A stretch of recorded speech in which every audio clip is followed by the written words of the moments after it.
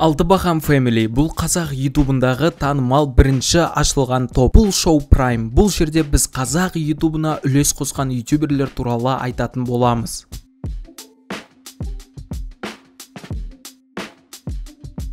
2018 жыл. Бұл жылда NoniKZ атты ютубер қазақ ютубын жарып жүрген кезі. Әр видеосы рекомендацияда және стримдарында әрдайым 5000 адам отыратын кез.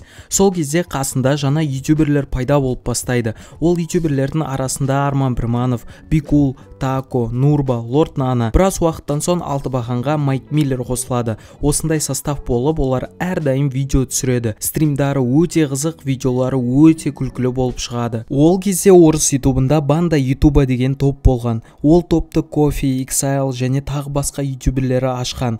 Бір кезде Нони Алтыбақан деген топты ашамын деп шешеді. Неге Алтыбақан? Өткені қазақ ютубы болғандықтан қазақша ат керек болды. Сол үшін Алтыбақан деп аталады. Достар, менде Instagram парақша бар. Бұл жерде 580 подписчик, осыны 1000 подписчикке дейін жеткізіп кетсеңдер өте керемет болар еді. Достар, бұл жерде қызықты рилстар салам NoniKZ-пен, және де Алтыбақан өмірі бар, және де мен фотоларым бар, өзім өмірім бар. NoniKZ-пен не істеймін астанада, анау мынау, короче, қызықты әртүрлі видеолар болады, стористар болады. Осы Instagram парақшаға тіркеліп кетіңдер. Негізі қызықты факт. Алтыбақан енді құрылып жатқан кезінде мен әрдайым Нонидің артында отырып стримдарға, видеоларға қатысатын едім. Бұл кезде жасым кіші болғандықтан Нони сөйлемей тыныш отыр дейтін болған. Ал Алтыбақан ютуберлері туралы айтатын болсақ, олар әртүрлі контент түсіретін болған. Арман Пірманов FIFA контент, Майк Миллер развлекательный летсплей контент, Нони, Тако, Лорд Нана, GTA, CS Maniac ойын контентін түсіретін болған. Ал Нурбек болса ешқандай видео түсірмейтін еді.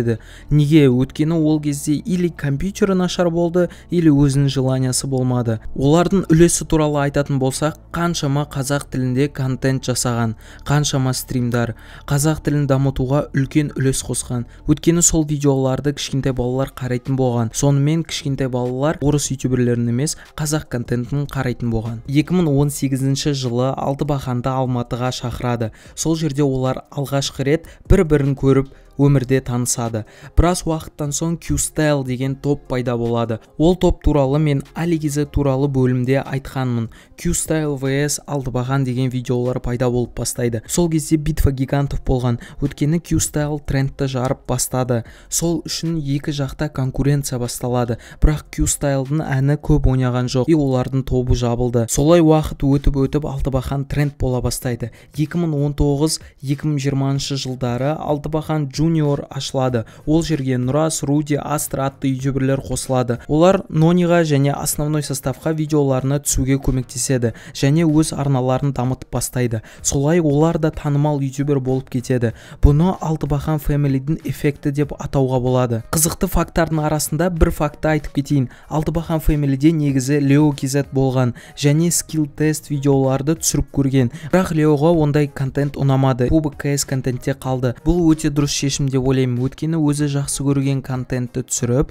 соны дальше алып кетті. Солай уақыт өтіп Алтыбақандағы Лорд Нана, Тако, Бикул, Нурба ютубты тастап басқа жұмыстарымен кетеді. Ал Алтыбақанда жаңа трансформация басталады. Алтыбақанға жаңа ютуберлер қосылып, өзгеріс басталады. Алтыбақан уже бұрынғыдай көп контент шығармай, әр ютубер өз-өзімен контент түсіреді. Ал бұл ютуберлердің барлығы қалай танысты, оны сендер NoniKZ-тің каналынан көрсеңдер болады. Описанияда NoniKZ-тің видеосына ссылка қалдырып кетем. Жаңа составқа Рамазан, SimpleKZ қосылады. Арасында Данигрял видеоларға қатысып кетеді. Солай Алтыбақан үлкен топ бола бастайды. 2024 жыл февраль. Алтыбақан футбол медиа командасы ашылады. Негізі мен сендерге шынымды айтсам, 2023 жылы мартта Нони және мен Арман Пірмановпен кездескен кезде сол сәтте біз медиа клуб ашу керек деп едік. Солай Нони мен 2023 жылы августта ашамыз деп жүрдік, бірақ спонсор таппадық. Ол идея сосын жай идея болып қалып кетті. Бірақ 2024 жылы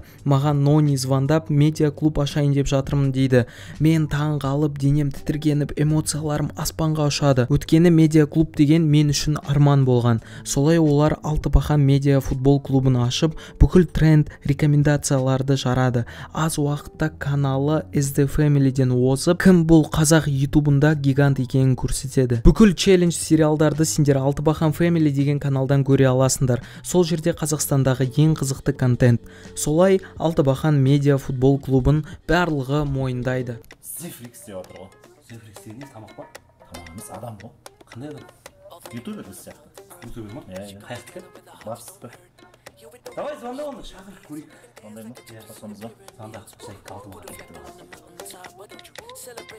Қалайсың? Сен қазір қайда жүрсің? Қасыңызда отырмын.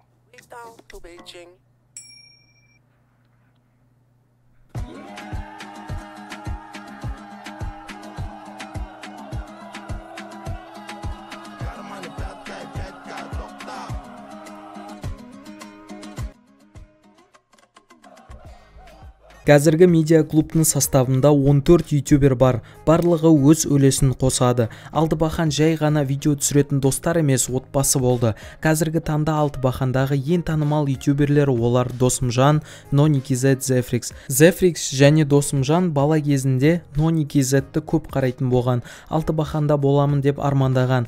Енді қазір қарасақ, олар Алтыбақандағы ең танымал ютуберлер. Сендерге осы айтқаным мотивация болсын, армандаған затқа жету болады, тек еңбек ету керек және өзіне деген сенім болу керек. Бұл ютуберлер сұмдық челлендждерден өту арқылы алтын допқа таласады. Сіз алтын допты кім алады деп ойлайсыз? Ал біздің құпия қонақ Жандос Асаба. Бүгін алтын доп үшін нағыз шайқасты көреміз. Біз Ал Алтыбақан медиа клубының жетістіктерін айтайын. Аз уақытта канал главный Қазақстандағы медиа клубты озып кетеді. Просмотрлары минимум 100 мың, TikTok парақшада 30 мың подписчиктен астам, ал Instagram парақшасында 7 мың подписчиктен астам. TikTok және Instagram видеолардың просмотрларын қарасақ, көбісі 100 мың просмотрдан көп. Ол нені білдіреді? Ол Қазақстандағы ең танымал медиа клуб Алтыбақан екенін білдіреді. Алтыбақан Family бұл үлкен проект. Бұл жай ғана видео түсіретін топ емес. Бұл қазақ YouTube тарихында ізін қалдыратын проект. Қаншама балаларға мотивация болатын проект. Ал футбол жағын айтсақ, неге қазіргі таңда видеолары аз шығады? Өткені жақсы спонсорлар жоқ. Негізі Алтыбақан футбол командасы Қазақстан футболын өзгерте алатын проект. Егер әрдайым видеолар шығатын болса, әрдайым жиналатын болсақ. Ал енді қорытынды. Алтыбақан жай ғана топ емес, бұл үлкен отбасы. Бұл қазақ ютуберлерді жинаған отбасы. Бұл қазақ ютубын өзгерткен қаншама адамға мотивация болған отбасы. Қазақ тіліне деген үлесі өте көп отбасы.